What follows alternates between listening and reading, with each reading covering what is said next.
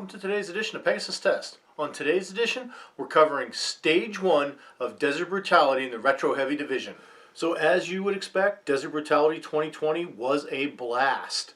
And it was a different format this year than previously. In previous years, DB18 and DB19, all the divisions ran concurrently. They were all intermixed on the squads. And at the end of the match, you found out who won what when. This year they did it differently. The match was over 4 days. The first 2 days had the retro heavy and light divisions, plus the classic manual and classic semi-auto divisions, and also the Kalashnikov division. Then when Saturday, Sunday came along, it was strictly Armored plus P and Scout. So depending on what class you were shooting is determined the day that you were shooting upon. And that made things very interesting. It grouped people together, and you got to see a bigger mix of firearms and styles used. It also provided a nice compare and contrast. I went ahead, suffered brain damage, and decided to do all 4 days of the match. So the first 2 days I competed in Retro Heavy, and the remaining 2 I participated in Armored plus P. And it's going to provide a nice contrast, as I mentioned earlier. So in this video series, I'll go through in the order that I shot. So I'll do Retro Heavy, and then when that's complete, I'll do all the stages that I did in Armored plus P. And as we talk about each stage, we're going to compare and contrast the differences. Not only those between doing it in a different class, but the weapons used and the lessons learned from one stage and then doing it again in a different format. So this first stage you're seeing is called Trench Assault, and this was a fun stage, a little bit frustrating and bittersweet stage, but definitely fun. It had a lot of real-world practicality in it. So you started this stage next to a tank trap. The buzzer goes off, you dash forward to the next tank trap. From there you have 4 steel targets you have to engage, and you have the option of engaging 2 paper targets in a trench laying in front of you. Now when I say the option, those targets had to be engaged. However, you had the option of remaining at your position at the tank trap and taking him out there, or taking him on the run. Now, let's be honest, taking him on the run was the only real option. You got to go for fun. I mean, score-wise, would have been better to take him from the tank trap? Probably, in retrospect. But on the run was too much fun to pass up. And my kudos go out to my teammates who took it even a step further and bayoneted their targets, and got full credit for neutralizing because they did bayonet them. So yay guys, way to go. I had brought a bayonet, but it was strictly for aesthetic purposes only and didn't fit on the rifle I was carrying, which, you know, I will not make that mistake again, because if the opportunity comes up in another Brutality match to bayonet a target, I am going to avail myself of it. Anyhow, back to the story. So you got into your first trench after taking out the 2 paper targets. From there, you had to re-engage the 4 steel targets again, 2 hits each, double taps were allowed. And then you dashed out of the trench, and there was another trench in front of you, and you took out the 2 paper targets there. And once you did that, you cleared your rifle. Once the RO announced you were clear, that rifle became a stick, and then you switched to your handgun. And one of the steel targets you've been engaging was in front of more like a shell scrape, not really a trench. You got your 2 hits on it and dashed up to where that shell scrape was and engaged the steel plate in front of that, and so on and so forth for 4 times till you got to the last trench. Once you went into the last trench, you were presented with a pistol spinner, and you had to spin it or else you were going to time out. And that's key, because that's exactly what just about everybody did. On that day, from what I had heard from the ROs, only 2 people actually spun the target. Don't take that as gospel, and if you're one of the people who spun the target, good on you. I don't want to take any credit away from you, but that's what I had heard, and when I look at the scores, only a few more than did that managed to actually spin it. I got up there, and as you're going to see in the video, I was getting the hits. Wasn't missing too much. I was definitely getting the thing moving, but I just didn't have enough time to get it over, or didn't have enough hits on it to get it over before the clock ran out, I should say. So go ahead, take a look at this video run through, and we'll discuss more of this on the other side. Fire? I do. Go ahead, load make rifle ready. Start it low ready. Safety on, please. All right. Shooter ready? Ready. Stand by.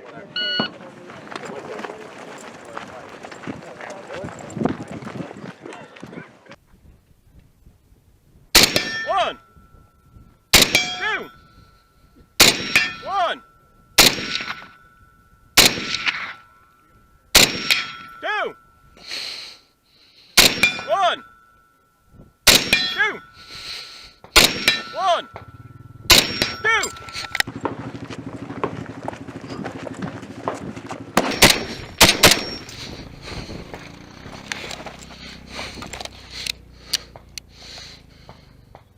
One, two, one, two, one, two.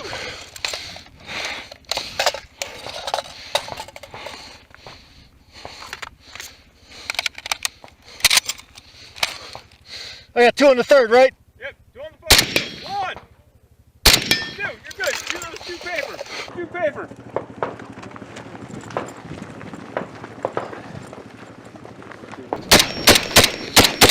Clear rifle. Clear.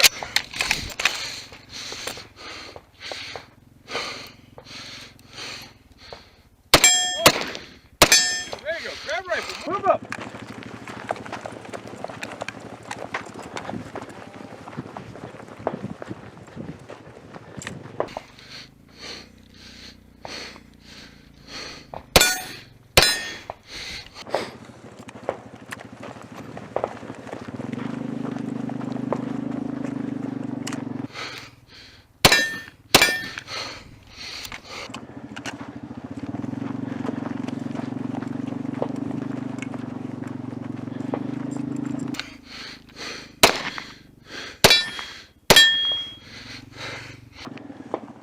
Muzzle.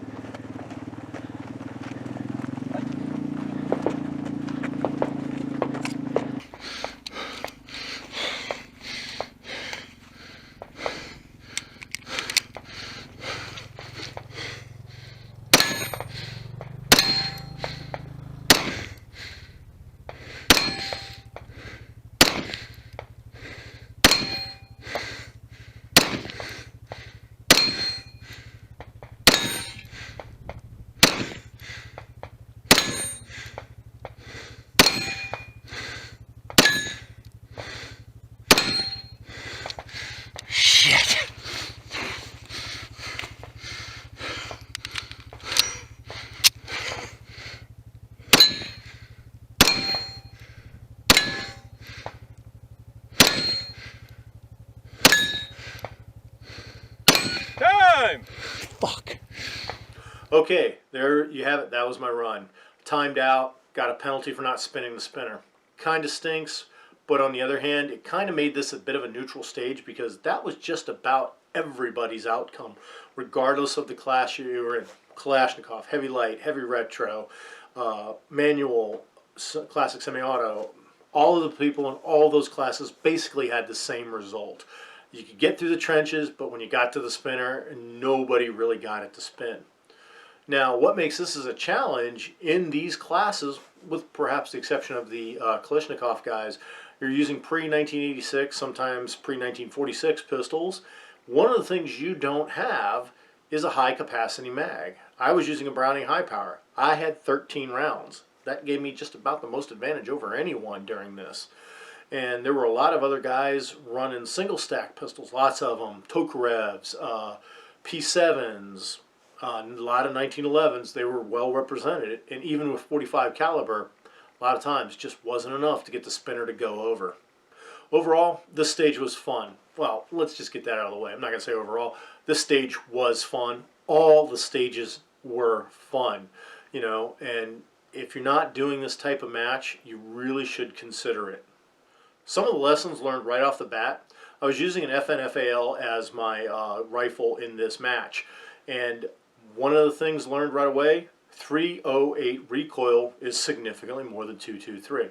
I didn't learn that, I knew that. But in a match environment, that distinction comes with a powerful lesson, and that is you're not getting your follow-up shots as quick. That recoil pulls you off target. It's not like your AR rifle where you just lock in and bing, bing, bing, bing, bing, just hammer your target. You know, it's more bang, boom, back on target, bang, boom, back on target. You know, so your follow-up shots between every time you pull the trigger, it's just not going to be as fast as somebody who was, say, in the retro light division and they're running a pre-86 AR, an A1 or an A2, for example. The other thing that you have is your pistols are not modern pistols.